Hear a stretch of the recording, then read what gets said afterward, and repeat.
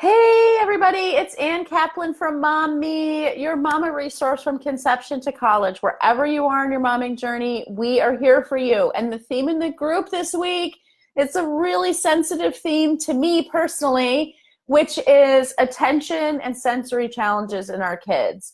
And in the big group this week, I'm focusing mostly on attention challenges. But if you are in the private group, if you're one of my clients, or if you're in that private clients group, you'll also be getting a coaching video this week about sensory issues in conjunction with all the stuff that we're talking about.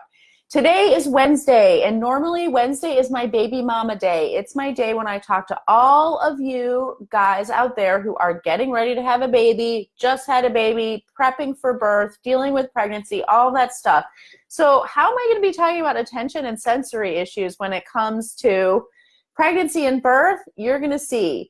Because one of the biggest messages I want to give to parents out there who are dealing with parenting a child who has special challenges in attention and sensation is to really start asking yourself how you look at your child. Because the thing that I've noticed the most as a coach when I'm helping moms who are in that situation is that because we recognize how hard it is for kids who have these challenges to navigate the regular normal world around them or to fit into the normal rubric of the education system or the extracurricular activities or even just navigating being on a playground, we recognize that those things are hard for our kids, and we have the natural instinctual reaction to feel sorry for them, to feel like we need to help them, that they need extra special attention and care and all that stuff. But I really want you to look at your kids' circumstances, whatever kind of personality your child has, whatever kinds of circumstances your child is in, whether it's sensory issues, attention issues. It could be something totally unrelated to this week's theme, like allergies or whatever the grab bag of challenges that our kids have had dished out to them by the universe. What if we started looking at those things as superpowers? Because a child who might not fit into the normal rubric of school and education, it's true, they might have a harder time navigating that.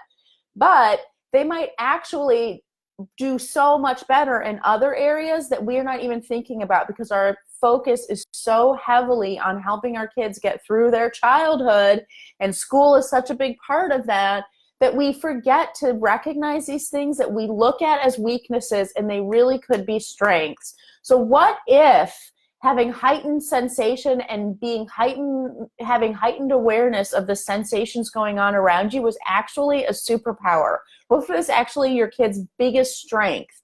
What if having a hard time paying attention and staying focused on this one task for a really, really long time was actually the best gift that this person has ever received? And this is why I want to talk about it on Wednesday, my baby mama day, because of both of those things are actual major superpowers when we are pregnant and getting ready for a birth. And that's going to show you what I mean.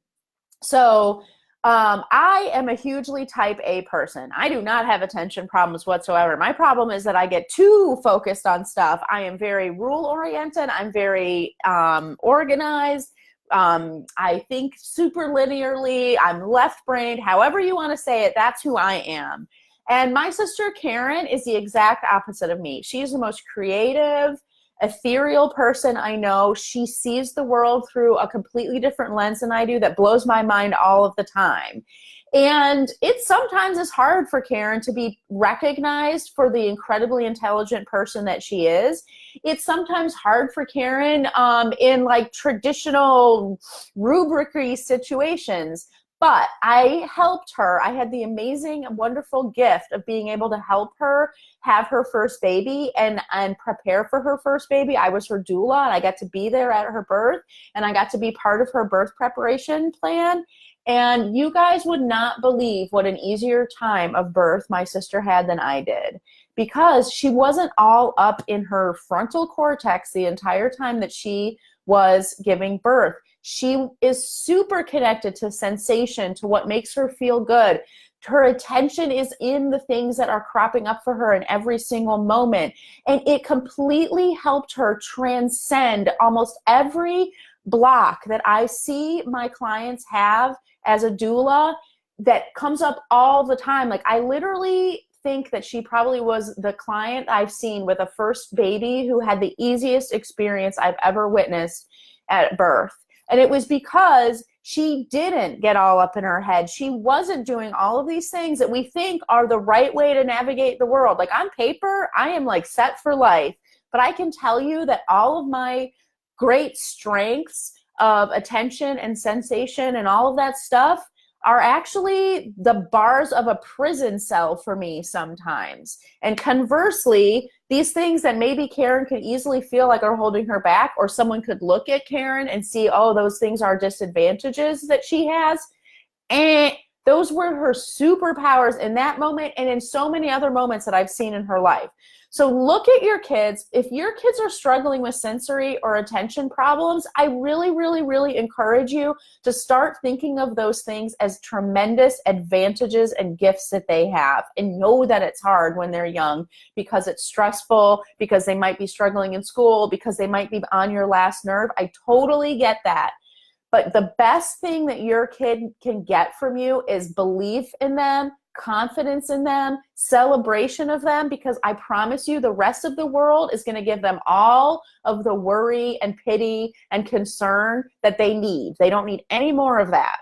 What they really need is something that they might have a hard time getting during their childhood, but you can give it to them, which is freaking recognizing them for the rock stars that they are. And if you're getting ready to have a baby and you're noticing that your body is starting to stop paying attention to things that you used to think are important, like remembering people's birthdays or take the trash out because it's trash day or whatever, and you notice that you're super, super sensitive, you cry at the drop of the hat, everything gets on your last nerve, celebrate that too, because it's your body's natural preparation for birth, and it's your superpower. It is the thing that's going to get you through your birth in an amazing, transcendent way, just like my sister Karen did.